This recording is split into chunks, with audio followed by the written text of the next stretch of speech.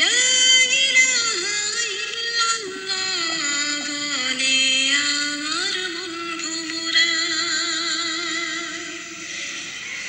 জান্নাতেরই ফুল হতে চাই, ফুল বাগিচায় মন আমার।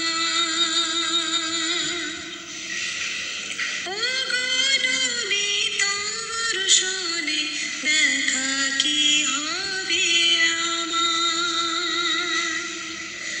যেতে চাই মন তোমার কাছে, হতে চাই মন মোর আমার।